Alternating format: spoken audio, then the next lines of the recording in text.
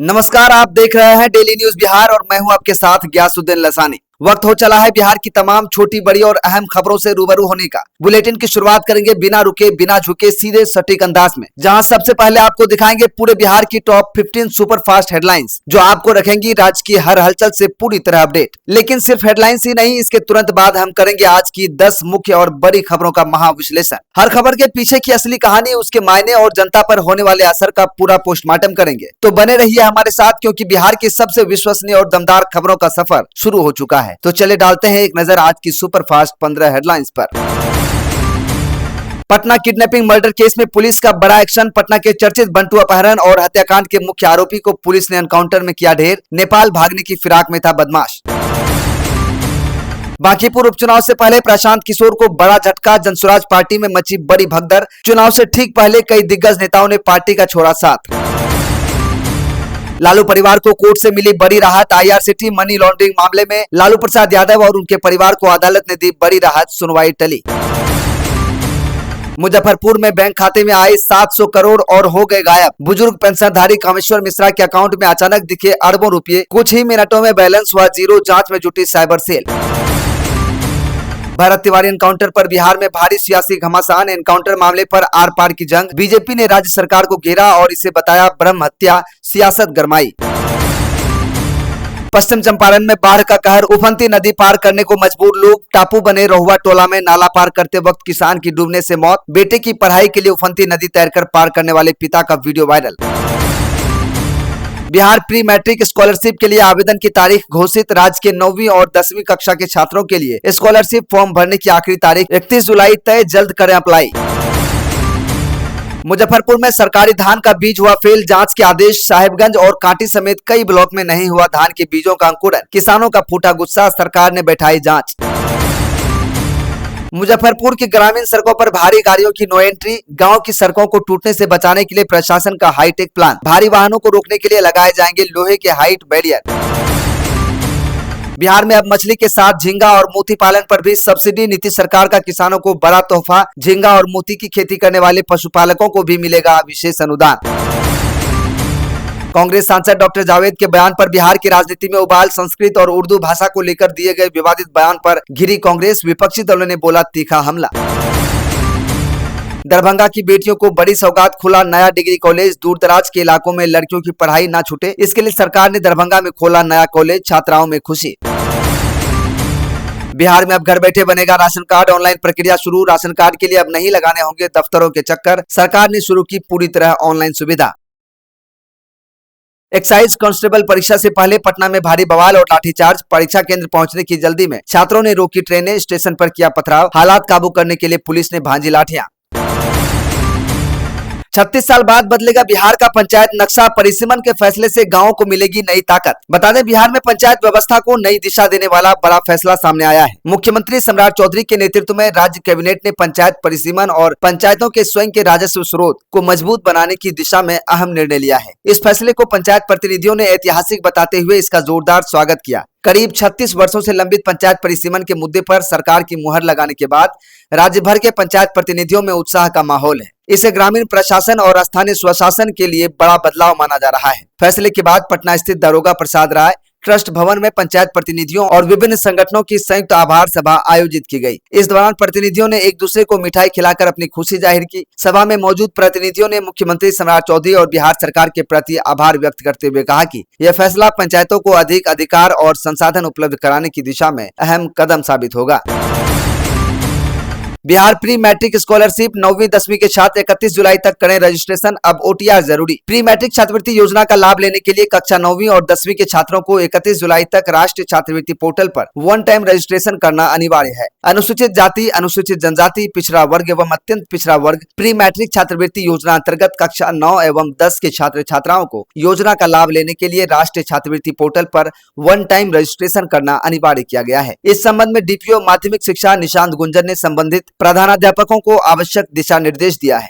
उन्होंने विद्यालय प्रबंधन को कक्षा 9वीं एवं 10वीं में पढ़ने वाले अनुसूचित जाति, अनुसूचित जनजाति, पिछड़ा वर्ग एवं अत्यंत पिछड़ा वर्ग के छात्र छात्राओं को सर्वप्रथम एनएसपी पोर्टल पर वन टाइम रजिस्ट्रेशन कराते हुए संबंधित छात्र छात्राओं से ओटीआर संख्या प्राप्त कर ई शिक्षा कोष पोर्टल पर प्रविष्ट करने को कहा है। इस दौरान प्रक्रिया में संशय की स्थिति में ई शिक्षा कोष के तकनीकी कर्मी से समन्वय स्थापित करने का निर्देश दिया गया है। विभाग स्तर पर प्राप्त जानकारी के अनुसार इस संबंध में ई शिक्षा कोष पोर्टल एवं राष्ट्रीय छात्रवृत्ति पोर्टल का एकीकरण कराते हुए इस शिक्षा कोष पोर्टल पर ओटीआर का विकल्प दिया गया है। साथ ही पिछड़ा वर्ग एवं अति पिछड़ा वर्ग प्री मैट्रिक छात्रवृत्ति योजना अंतर्गत कक्षा 9वीं एवं 10वीं के छात्र छात्राओं के लिए भी इसकी प्रक्रिया जारी की जा रही है।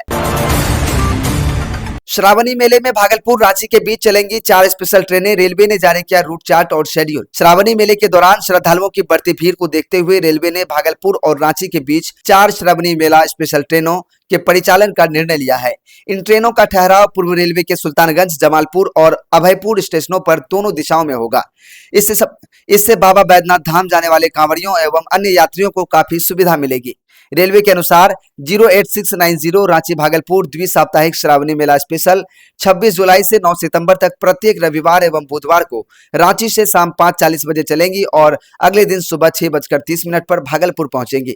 वापसी में 08689 भागलपुर रांची स्पेशल 27 जुलाई से 10 सितंबर तक प्रत्येक सोमवार एवं गुरुवार को भागलपुर से सुबह 9:10 पर प्रस्थान कर रात 10:20 पर रांची पहुंचेगी।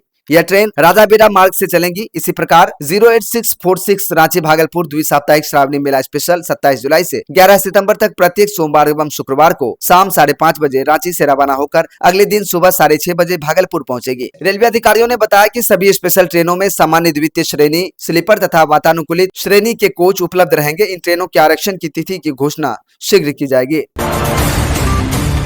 बंटी यादव हत्याकांड पर गरमाई सियासत। पीड़ित परिवार से मिले प्रशांत किशोर ने पुलिस और सरकार को घेरा। बांकीपुर उपचुनाव के बीच बंटी कुमार यादव हत्याकांड पर अब राजनीतिक मुद्दा बनता जा रहा है। जनसुराज के सूत्रधार और बांकीपुर से पार्टी प्रत्याशी प्रशांत किशोर ने गुरुवार को न्यू करबिगहिया पहुंचकर पीड़ित परिवार से मुलाकात की और उन्हें न्याय दिलाने का भरोसा दिया। प्रशांत किशोर ने शोक संतप्त परिजनों को सांत्वना देते हुए कहा कि दोषियों को सजा दिलाने और मामले की निष्पक्ष जांच सुनिश्चित कराने के लिए हर संभव प्रयास किया जाएगा। उन्होंने प्रशासन से त्वरित कार्रवाई की भी मांग की है। मीडिया से बातचीत में प्रशांत किशोर ने कहा कि कुछ दिन पहले जब वह परिवार से मिले थे तब परिजन धरने पर बैठे थे और पुलिस ने 2 दिनों के भीतर बंटी यादव को खोज निकालने का आश्वासन दिया था। उन्होंने कहा कि पुलिस के भरोसे परिवार ने अपना धरना प्रदर्शन और सड़क जाम समाप्त कर दिया, लेकिन बाद में परिजनों को थाने में सहयोग नहीं मिला। परिवार के लोग घंटों तक थाने के चक्कर लगाते रहे, थाने में बैठे रहे, बावजूद इसके पुलिस की ओर से कोई ठोस मदद नहीं की गई। भगवान जगन्नाथ, बलभद्र और सुभद्रा 40 फीट ऊंचे रथ पर सवार। सीएम सम्राट ने पटना में खींचा रस्सी व लगाई झाड़ू। पटना में इस्कॉन मंदिर से निकली भगवान जगन्नाथ की भव्य रथ यात्रा ने पूरे शहर को भक्तिमय रंग में रंग दिया। 40 फीट ऊंचे हाइड्रोलिक रथ पर विराजमान महाप्रभु के दर्शन के लिए श्रद्धालुओं का जनसैलाब उमड़ पड़ा। दोपहर 1 बजे विशेष पूजा, महाआरती और 108 व्यंजनों के महाभोग के साथ उत्सव की शुरुआत हुई। इसके बाद दोपहर 2:30 बजे मुख्यमंत्री सम्राट चौधरी ने रथ खींचकर यात्रा का शुभारंभ किया। रथ के आगे आगे भक्ति गीतों और कीर्तन की स्वर लहरियां गूंजती रहीं। पूरे मार्ग पर श्रद्धालुओं ने जय जगन्नाथ के उद्घोष से माहौल को भक्तिमय बना दिया। रथ यात्रा में उप मुख्यमंत्री विजय चौधरी, खेल और उद्योग मंत्री श्रेयसी सिंह और कला संस्कृति मंत्री प्रमोद चंद्रवंशी समेत कई मंत्री और विधायक शामिल हुए। राज्य सरकार के जनप्रतिनिधियों ने भगवान जगन्नाथ का आशीर्वाद प्राप्त किया। इस्कॉन प्रबंधन ने मुख्यमंत्री सम्राट चौधरी का पारंपरिक तरीके से स्वागत किया। रथ को खींचते हुए नेताओं और श्रद्धालुओं की तस्वीरें आकर्षण का केंद्र बनी रही। महिला खिलाड़ी को अनुचित तरीके से छूने, अकेले में समेत कई आरोपों में मुजफ्फरपुर में रग्बी कोच गिरफ्तार। बिहार के मुजफ्फरपुर जिले से खेल जगत को शर्मसार करने वाली एक बड़ी खबर सामने आई है। रग्बी खेल के प्रशिक्षण ट्रेनिंग की आड़ में एक महिला खिलाड़ी के साथ यौन शोषण और ब्लैकमेल करने के आरोपी कोच को पुलिस ने गिरफ्तार कर लिया है। आरोपी की गिरफ्तारी तुर्की थाना पुलिस द्वारा सकरी चौक के पास से की गई है। आरोपी कोच के खिलाफ पॉक्सो और SC/ST एक्ट जैसी गंभीर धाराओं के तहत मामला दर्ज था और वह काफी समय से फरार चल रहा था। SDPO पश्चिमी 2 अनिमेश चंद्रज्ञानी ने मामले की जानकारी देते हुए बताया कि पीड़ित महिला खिलाड़ी ने अपने कोच राहुल कुमार पर बेहद संगीन आरोप लगाए हैं। प्राथमिकी के मुताबिक आरोपी कोच ट्रेनिंग देने के बहाने कई बार खिलाड़ियों को अनुचित तरीके से छूता था और अश्लील हरकतें करता था। इसके अलावा उसने खिलाड़ी को अकेले में मिलने और शारीरिक संबंध बनाने के लिए भी मजबूर करने का प्रयास किया। जब पीड़िता ने इसकी मुखालिफत की तो आरोपी ने उसका करियर पूरी तरह खराब करने और उसे ट्रेनिंग कैंप से बाहर निकलवाने की धमकी दी। पीड़िता ने आरोपी पर जाति सूचक शब्दों का इस्तेमाल कर प्रताड़ित करने का भी आरोप लगाया है। यह मामला तब सामने आया जब तुर्की थाना क्षेत्र की रहने वाली पीड़िता ने इस साल 25 मार्च को पटना के कंकड़बाग थाने में आरोपी राहुल कुमार के खिलाफ 0 FIR दर्ज कराई थी। अजगैबीनाथ धाम एयरपोर्ट में भागलपुर से ज्यादा मुंगेर की जाएंगी जमीन, किसानों को मिलेगा 1329 करोड़ का मुआवजा। अजगैबीनाथ धाम ग्रीनफील्ड एयरपोर्ट के निर्माण की दिशा में बड़ा कदम उठाते हुए भूमि अधिग्रहण की प्रक्रिया तेज कर दी गई है। नागरिक उड्डयन विभाग की ओर से जारी संशोधित प्रशासनिक स्वीकृति के अनुसार एयरपोर्ट परियोजना के लिए मुंगेर जिले में 1720.1160 एकड़ तथा भागलपुर जिले में 1425.1148 एकड़ भूमि अधिग्रहित की जाएगी। दोनों जिलों को मिलाकर परियोजना का कुल क्षेत्रफल 3145.2308 एकड़ होगा। मुंगेर जिले के असरगंज अंचल के अमैया, ढोलपहाड़ी मिलिक, ढोलपहाड़ी माल, चौड़गांव, पुरुषोत्तम, सदगरिया और सजवा समेत बरियारपुर अंचल की भी कई जमीनें परियोजना के दायरे में लाई गई हैं। संशोधित दरों के आधार पर ही किसानों को मुआवजा दिया जाएगा। भूमि की सरकारी दरों के अनुसार ढोलपहाड़ी में व्यावसायिक भूमि का मूल्य 92,800 रुपए प्रति डिसमिल और चौड़गांव और सजवा में 1.40 लाख रुपए प्रति डिसमिल, जबकि पुरुषोत्तमपुर सदगरिया में 89,600 रुपए प्रति डिसमिल निर्धारित किया गया है। आवासीय भूमि की सरकारी दर 51,200 रुपए से 74,700 रुपए प्रति डिसमिल के बीच तय की गई है। वही प्रथम श्रेणी कृषि भूमि का मूल्य 10,720 से 11,200 रुपए तथा द्वितीय श्रेणी कृषि भूमि का मूल्य 9,440 से 9,920 रुपए प्रति डिसमिल निर्धारित किया गया है।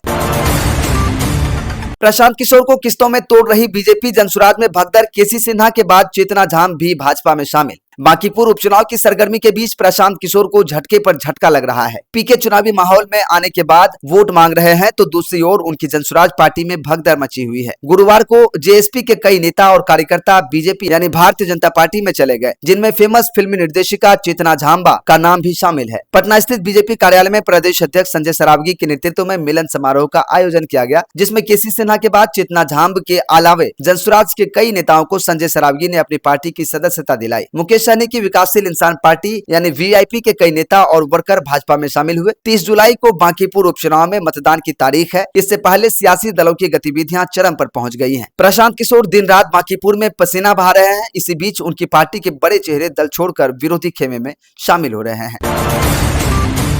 बेटी की नाबालिग दोस्त से बाप ने किया रेप, 11वीं की छात्रा की आप बीती सुन, फफक पड़ी मां। बिहार के पटना में एक अधेड़ ने रिश्ते को कलंकित कर दिया। आरोपी ने अपनी बेटी की नाबालिग दोस्त को हवस का शिकार बनाया। पुलिस ने उसे गिरफ्तार करके जेल भेज दिया है। इस घटना से पीड़िता सदमे में आ गई है। जब उसने अपनी मां को आप बीती बताई तो वह फफक फफक कर रोने लगी। पुलिस इस मामले में कार्रवाई कर रही है। दरअसल पूरा मामला यह है कि बिहार के नेवरा थाना क्षेत्र में सनोज कुमार नामक के एक अधेड़ ने अपनी बेटी की नाबालिग सहेली के साथ दुष्कर्म किया। पुलिस ने पटना के खाजापुर स्थित शिव मंदिर के पास एक मकान से आरोपित को गिरफ्तार किया है। वह भोजपुर के चरपोखरी थाना क्षेत्र के बाली गांव निवासी योगेंद्र सिंह का पुत्र है। पुलिस ने पूछताछ के बाद आरोपित को न्यायिक हिरासत में भेज दिया है और बताया जा रहा है कि आरोपित की बेटी और पीड़िता दोनों कक्षा 11वीं में पढ़ती थी। पीड़िता का उसके घर आना जाना था। सोमवार को पीड़िता क्लास करने के बाद दोस्त के घर आई थी और आरोपी भी घर पर ही था। इसी बीच उसकी बेटी किसी काम के लिए घर से बाहर गई थी। उसकी दोस्त यानी पीड़िता घर में अकेली थी। पीड़िता को घर में अकेला पाकर सनोज कुमार ने बहलाना फुसलाना शुरू किया। उसके डराया धमकाया और मजबूर करके उसके साथ दुष्कर्म की वारदात को अंजाम दिया। डर के मारे पीड़िता उसकी यातना को सहती रही और आरोपी के चंगुल से छूटने के बाद यात्रा घर पहुंची। उसने घर पहुंचकर अपने माता पिता को रोते हुए आपबीती सुनाई। बंटी यादव हत्याकांड के मुख्य आरोपी का हाफ एनकाउंटर, पुलिस पर फायरिंग के बाद पैर में लगी गोली। घटना के बाद इलाके में सुरक्षा व्यवस्था कड़ी कर दी गई है। पुलिस आरोपी से पूछताछ कर रही है और यह पता लगाने का प्रयास कर रही है कि वह किस वारदात को अंजाम देने की योजना बना रहा था तथा उसके साथ अन्य कौन कौन लोग जुड़े थे। पटना के चर्चित बंटी यादव हत्याकांड के मुख्य आरोपी रविश उर्फ बीसी को पुलिस ने एक मुठभेड़ के बाद गिरफ्तार कर लिया है। पटना पुलिस की इस जवाबी कार्रवाई में आरोपी का हाफ एनकाउंटर हुआ है और उसके पैर में गोली लगी है। यह पूरी मुठभेड़ पटना के बुद्ध कॉलोनी थाना क्षेत्र के अंतर्गत मरीन ड्राइव गंगा घाट के किनारे हुई। पुलिस सूत्रों से मिली जानकारी के अनुसार कोतवाली पुलिस को पुख्ता गुप्त सूचना मिली थी कि करबिगहिया का रहने वाला कुख्यात आरोपी रविश किसी बड़ी आपराधिक घटना को अंजाम देने के मकसद से बुद्धा कॉलोनी के गंगा घाट किनारे पहुंचा हुआ है। इस इनपुट के आधार पर कोतवाली पुलिस की टीम जब उसे घेराबंदी कर गिरफ्तार करने पहुंची तो रविश ने आत्मसमर्पण करने के बजाय पुलिस टीम पर सीधे फायरिंग करनी शुरू कर दी। फायरिंग के बाद पुलिस ने भी आत्मरक्षा में तुरंत मोर्चा संभाला और जवाबी कार्रवाई की। पुलिस द्वारा चलाई गई गोली सीधे रविश के पैर में लगी, जिससे वह वहीं पर गिर पड़ा। इसके बाद पुलिस ने उसे तुरंत दबोच लिया।